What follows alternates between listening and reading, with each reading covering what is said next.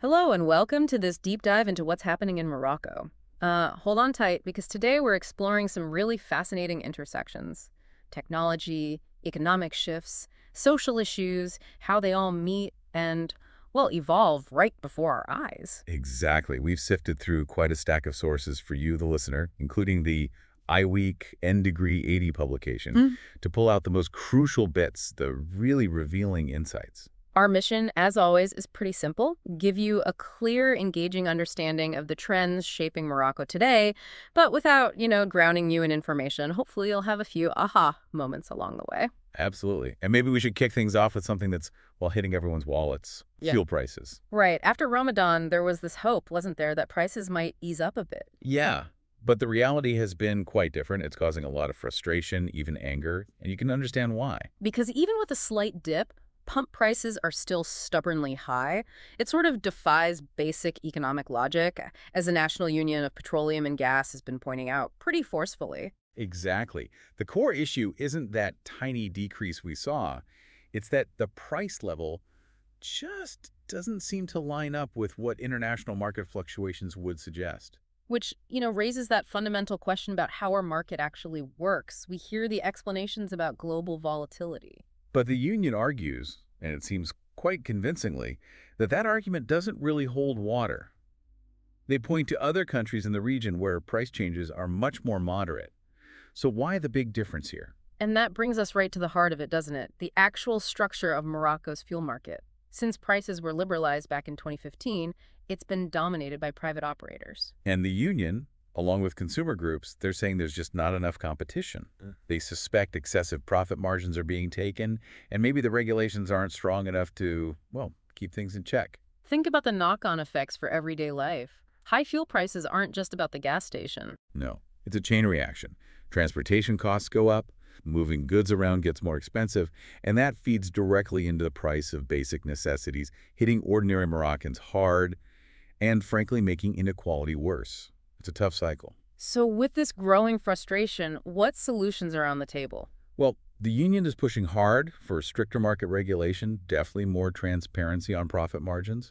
Some people are suggesting bringing back partial subsidies, at least to help the most vulnerable households. And then you have the more, let's say, radical view, maybe renationalizing the energy sector entirely. But each of those options faces pretty big hurdles.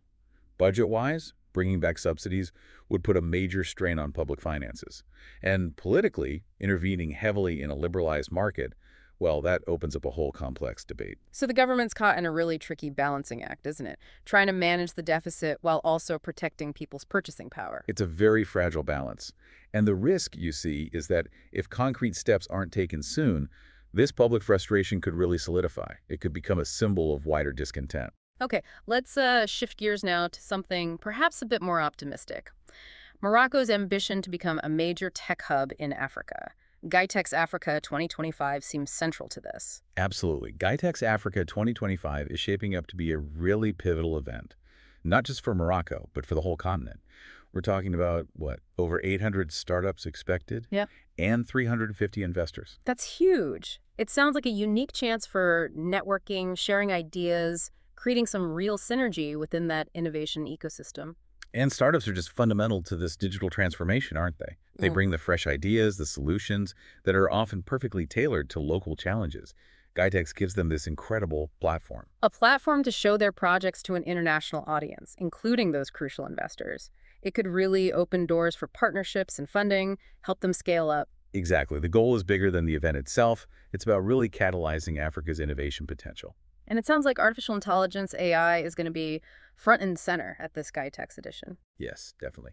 AI is now widely seen as this powerful driver of innovation across so many sectors: health, agriculture, energy, you name it. It's interesting that Morocco has already integrated AI into its tech roadmap toward 2030. That shows clear strategic thinking. Even if Africa is maybe a bit behind some other regions in AI right now. The potential for growth is immense. Gitex Africa aims to be that catalyst, providing a space for discussion, sharing expertise, collaboration, really pushing AI forward on the continent, moving from just using AI to actually creating and innovating with it. And what about agritech and green energy? Those seem like key areas for Morocco, too. Absolutely critical. They offer huge potential to boost the economy while tackling environmental challenges. Agritech can really transform farming practices, improve productivity, boost food security. And green energy is fundamental for the country's energy transition. Right. So Gitex becomes this golden opportunity to attract investors to these specific fields and really spotlight the pioneering companies already working in agritech and green energy. It's encouraging to hear about the growing enthusiasm around Moroccan and African startups in general. There's a real buzz. You see more and more young, bold entrepreneurs adapting international models to local realities very cleverly. And investor interest is definitely growing. Even former top athletes are getting involved, bringing not just money, but also visibility and credibility. That's a strong signal of confidence. So, what specific things is Morocco doing to support these startups, especially for Gitex 2025? Well, there's close collaboration with the Ministry of Digital Transition. They're offering tailored support programs, incubators, co-working spaces, all designed to help these young companies emerge and grow. And infrastructure, that must be key too. Huge efforts there. Developing high-performance data centers, rolling out 5G. These are essential foundations for tech startups to thrive. Which brings us to the crucial question of data security in this rapidly expanding digital world. It's an absolute priority. Morocco seems fully aware that guaranteeing the security of personal and commercial information is vital. So they're developing robust digital infrastructure alongside regulations to protect data. Think strict security standards for data centers, rigorous protocols for information management. Trust is fundamental here. So, if Chakib Achour from the source material had a key message for young entrepreneurs thinking about Gitex, He'd strongly encourage them to see it as a golden opportunity to make their voices heard, connect with investors and partners, really showcase their creativity and innovation. He seems very bullish on the tech potential of Morocco and Africa generally. a promising tech future then. But we need to switch tracks again to something more concerning. Recent cybersecurity alerts affecting the country. Yes, unfortunately. On April 8, 2025, a group of Algerian hackers calling themselves Jabaroot claimed responsibility for some pretty significant cyber attacks targeting Morocco. The first claim involved the Ministry of Economic Inclusion's website, right? Though the ministry tried to downplay it initially. They did, saying it was just an informational site, no sensitive data compromised. However, later reports, particularly from the outlet Le Desk, suggested something much more serious. The claim was that Jabaroot had actually managed to directly compromise servers belonging to the National Social Security Fund, the CNSS. Exactly. And if that turns out to be true, we're talking about an exceptionally serious cybersecurity crisis.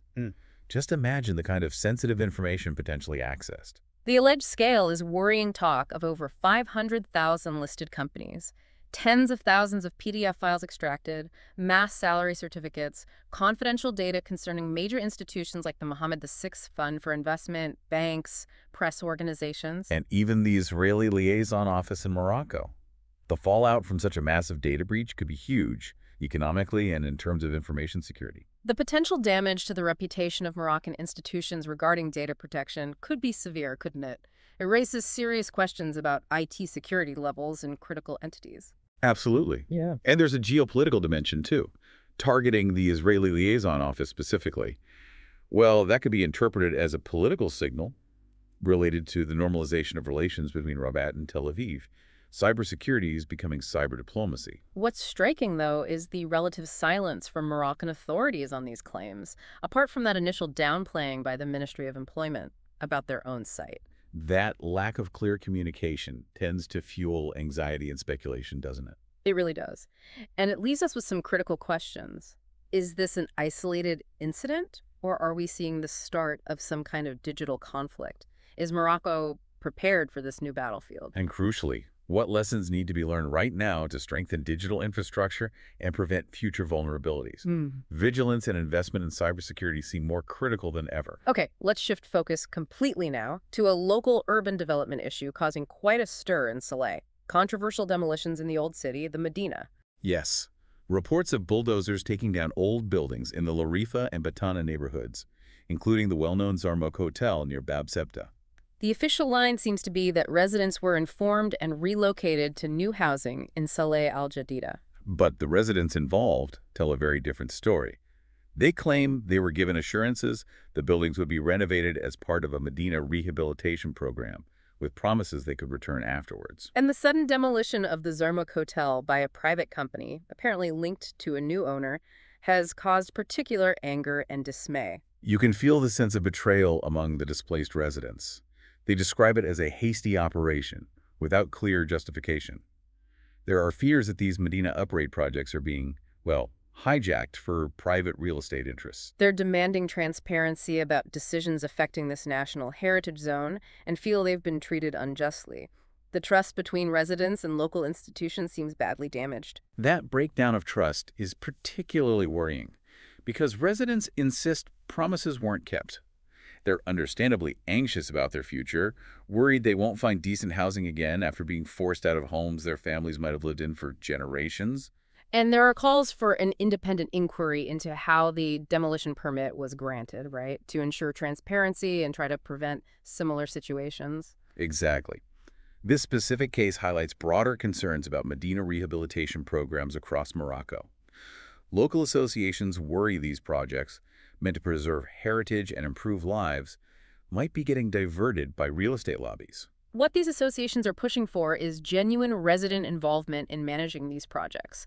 They stress that valuing heritage shouldn't come at the expense of the long-term residents who are, in many ways, its guardians. It's a really sensitive issue. Let's circle back briefly to fuel prices, but this time focusing specifically on the consumer impact and a particular figure that's been mentioned. Right. The claim from the National Union of Petroleum and Gas is that Moroccan motorists have effectively been overpaying by at least 2 dirhams per liter since prices were liberalized in 2015.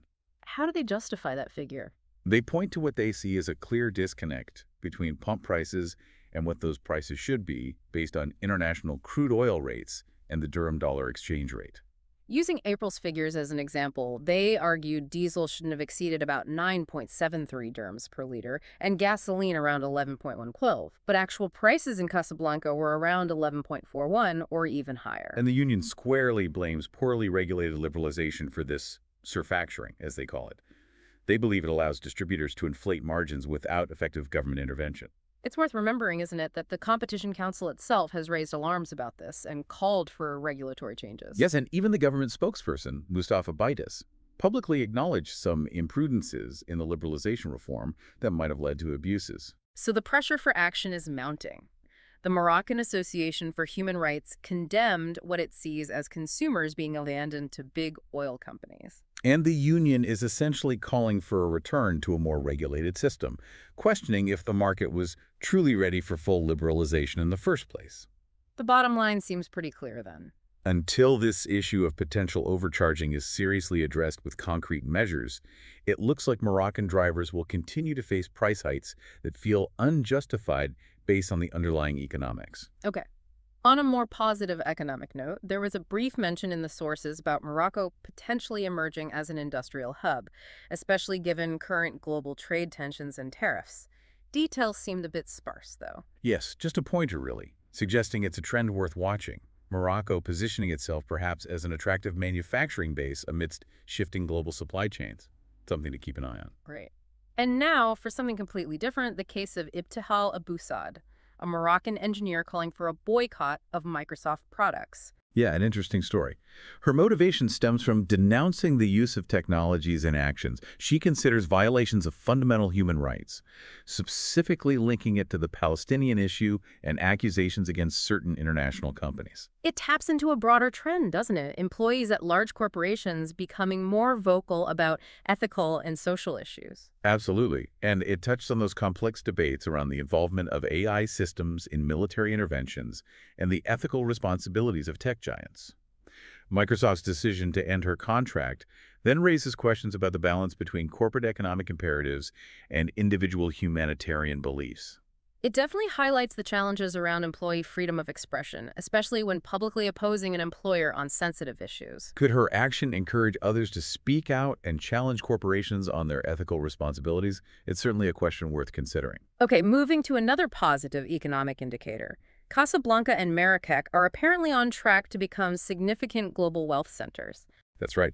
According to a recent report by Henley and Partners, both cities are ranked among the top 100 globally expected to host the most centimillionaires individuals with at least $100 million in liquid assets by 2035. Do we know the current numbers? Currently, Marrakech has 14 and Casablanca 11, but the projection is for those numbers to potentially double by 2035. And what's driving that? It seems to be Morocco's growing appeal to foreign investors, wealthy entrepreneurs, and people looking for stability, favorable tax conditions, and a good quality of life. Morocco appears to be becoming a magnet for significant wealth. These centimillionaires often play a big role in value creation globally, founding companies, driving economic growth. Exactly. So their increased presence could have major positive impacts for Morocco. High-end real estate investment, development of financial hubs, boosting luxury infrastructure. And presumably indirect benefits for tourism, culture, and the wider local economy, too. It suggests Morocco is quietly but effectively positioning itself on the global map for the super rich. And let's wrap up with what could be a truly game-changing development for Morocco's automotive industry: the reported plan for Tesla's first African factory in Kenitra. Yes. This was announced around April 9th, 2025. We're talking a massive $5 billion investment project aiming to create around 25,000 jobs Wow, where exactly? on a large 300-hectare site in the Kenitra Free Zone.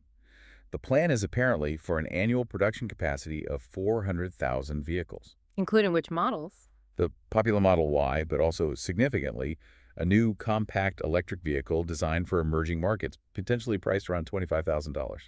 And Elon Musk himself reportedly cited Morocco's strengths. Yeah, things like its strategic location as a hub towards Africa and the Arab world, the quality of the local workforce, political stability, and the excellent logistics environment, especially the Tanger Med port complex. This seems like much more than just car assembly, though. Absolutely.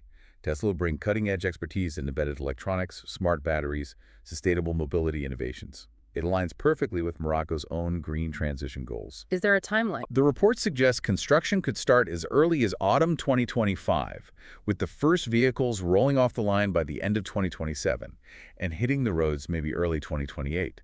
It's ambitious. If this goes ahead, it really could be a turning point for the Moroccan auto industry, positioning the country as a leader in Africa's energy transition. Definitely a huge potential boost.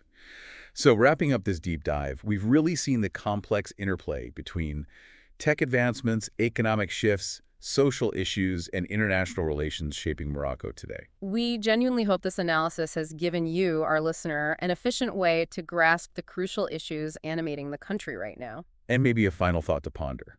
In this increasingly interconnected world, facing multiple challenges, how can Morocco best balance the undeniable promise of technological progress with the absolute necessity of societal well-being and fairness? Something to think about. Thanks so much for joining us on this deep dive. We'll be back soon to explore more trends transforming our world.